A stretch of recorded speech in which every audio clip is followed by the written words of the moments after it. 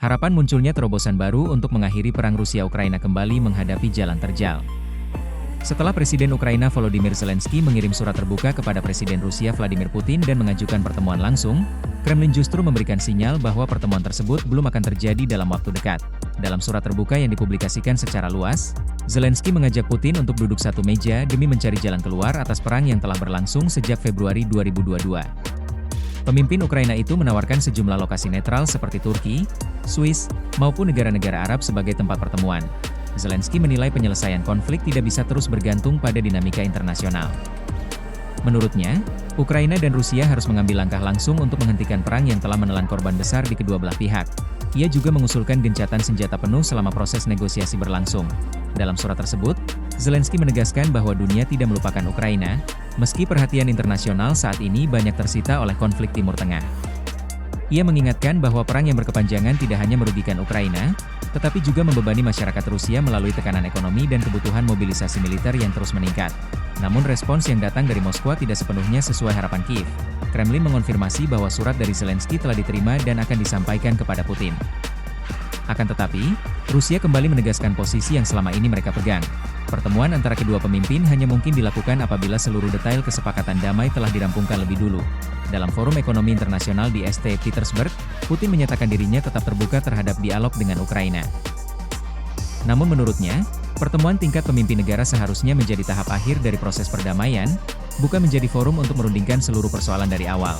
Putin berpandangan bahwa negosiasi teknis harus diselesaikan terlebih dahulu oleh para ahli dan tim perunding kedua negara. Setelah seluruh poin kesepakatan siap ditandatangani, barulah pertemuan antara dirinya dan Zelensky dapat dilaksanakan sebagai penutup proses perdamaian. Pandangan itu menunjukkan perbedaan pendekatan yang cukup mendasar antara Moskwa dan Kiev. Ukraina menginginkan pertemuan langsung sebagai instrumen untuk membuka jalan menuju perdamaian. Sebaliknya, Rusia menganggap pertemuan pemimpin negara hanya relevan apabila seluruh substansi kesepakatan telah disepakati sebelumnya. Putin bahkan mengingatkan pengalaman masa lalu ketika berbagai forum perundingan berlangsung berjam-jam tanpa menghasilkan keputusan konkret. Karena itu, menurutnya, perundingan teknis harus menjadi prioritas sebelum para pemimpin bertemu secara langsung. Di tengah perbedaan tersebut, Presiden Amerika Serikat Donald Trump ikut memberikan dukungan terhadap gagasan pertemuan langsung antara Putin dan Zelensky. Trump menilai kedua pemimpin seharusnya bertemu untuk mempercepat penyelesaian konflik. Ia bahkan menyatakan kesiapannya untuk terlibat dalam pertemuan bersama apabila hal itu dapat membantu mengakhiri perang yang telah berlangsung lebih dari 4 tahun. Meski demikian, hingga kini belum ada tanda-tanda bahwa Rusia akan mengubah posisinya. Selain persoalan teknis perdamaian, Putin juga kembali menyinggung isu legitimasi politik Zelensky. Rusia berulang kali mempertanyakan status kepemimpinan Zelensky setelah masa jabatan formalnya berakhir pada 2024. Namun Ukraina menegaskan bahwa pemilu tidak dapat dilaksanakan karena negara masih berada dalam kondisi darurat militer akibat perang yang terus berlangsung. Di lapangan, situasi juga belum menunjukkan tanda-tanda mereda.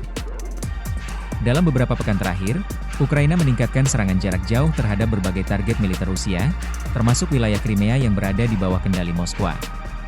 Rusia pun terus melancarkan operasi militer di sejumlah sektor garis depan. Kondisi tersebut membuat peluang tercapainya gencatan senjata dalam waktu dekat masih menghadapi tantangan besar. Meski jalur diplomasi tetap terbuka, perbedaan mendasar mengenai format negosiasi menjadi hambatan tersendiri. Ukraina ingin memulai proses melalui dialog langsung antar pemimpin, sementara Rusia hanya bersedia bertemu apabila seluruh isi perjanjian damai sudah siap diteken. Situasi itu membuat surat terbuka Zelensky yang sempat memunculkan optimisme baru justru berakhir dengan sinyal bahwa jalan menuju perdamaian masih panjang. Untuk saat ini, Kremlin tampaknya belum tertarik pada pertemuan simbolis. Moskwa menginginkan satu hal yang jauh lebih besar, sebuah kesepakatan damai final yang siap ditandatangani.